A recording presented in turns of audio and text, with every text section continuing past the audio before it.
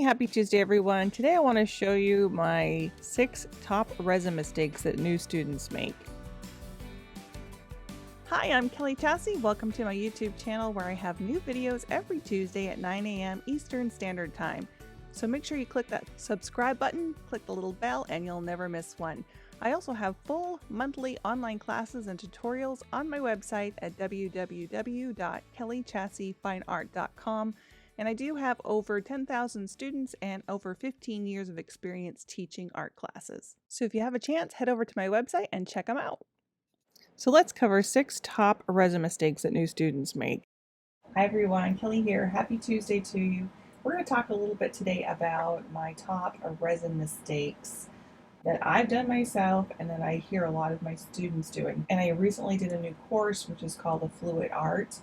And really one of the driving factors for me making this video is because I have so many students that struggle with resin. What I'm hearing from a lot of you is that your resin is either sticky, it's gooey, it doesn't dry, it doesn't cure properly, bubbles in your resin, it's lint. Lint is always getting in your resin, hairs, or the list goes on from there. I remember the first time I tried it, I thought there's just no way I'm going to be able to do this. I had resin everywhere. Let me share with you my top 6 resin mistakes that my students make. Mistake number 1 is not mixing the resin properly, and so I know this sounds a little silly because you're watching the class and you're saying, okay, this is how they're saying to do it, but what you have to keep in mind is that there are so many different brands of resin out there, and each one of those brands, they all have different directions. Just there's a ton of different kinds of resin, so correctly mixing your resin is the number one thing. So head back to, if you have sticky or gooey resin, head back to your directions and look at your mixture ratio. Make sure you're measuring it correctly. Mistake number 2 is pouring your resin in a dusty environment. And if you're like my house, we have cats, we have dogs, we have teenagers. At my house, I don't clean every day. I have the lake house with the windows open, and so stuff is just blowing in all the time. We have a dirt road out here. Even if you clean it every day, you still can find some of those dust particles in there. Really important to clean your area, not only when you're just about to do it, but let it settle for a little bit, because when you start cleaning, you start dusting, everything goes up in the air. It's all blowing everywhere. So give it time to settle after you've cleaned. And then what I do is I take just a spritzer bottle of water and just kind of cover my area with a little bit of water, just a light mist.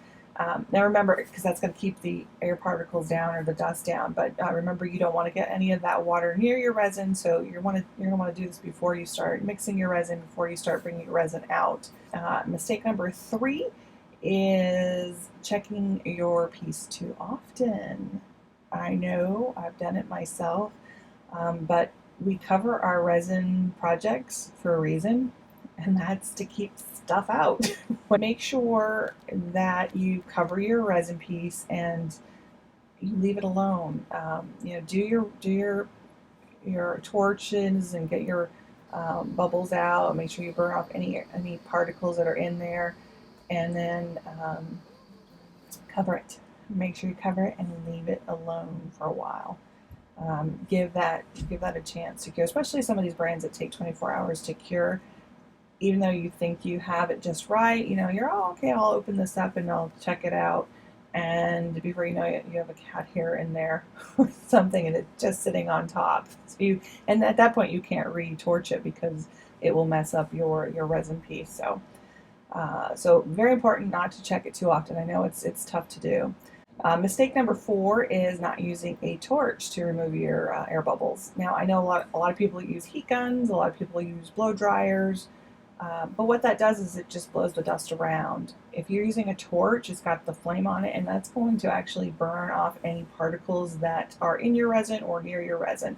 That will keep out all of those unhappy surprises. So use a small butane torch, a little plumber's torch, creme brulee torch, the chef things. You might have that in your house.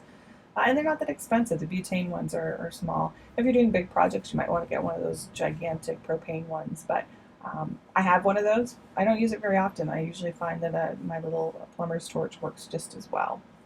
Mistake number 5, not leveling your art piece prior to resining. Now, some of you may, think about leveling your table. Your table's level, everything's good, but that may not be true. So make sure that your art piece and your table are both level, and take time to make sure that your art is level when you're working with your resin. So what happens is it just slides off to one end, or you'll get one side that's a little bit higher than the other with the resin. It's just not perfect. So mistake number 6, last one. Here we go. Tossing your project away. Don't do it. You've done everything right, but your piece still managed to get an air bubble in there, but don't toss it. All you need to do is let that resin cure, at least for the art resin brand. Just a light sand or very high grit or fine grit sandpaper, and just lightly sand it. It's going to scare you at first because looks like it's all scratched up.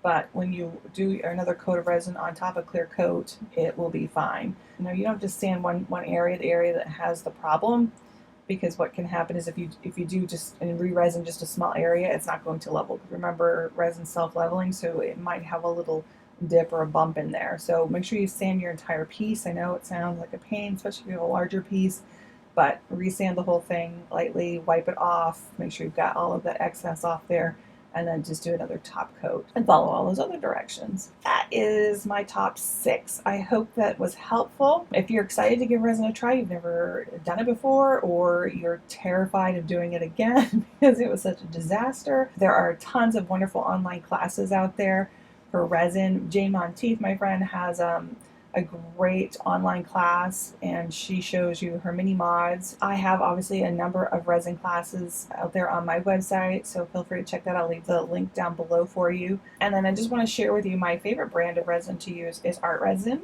They have some great videos on their YouTube channel, and I'll link that for you as well. So now that you know what not to do, give it a try. Check out my classes. Remember, you guys, that practice makes perfect. So if you don't get it right the first time, try again. Take care. Hope you have a great week. Bye-bye.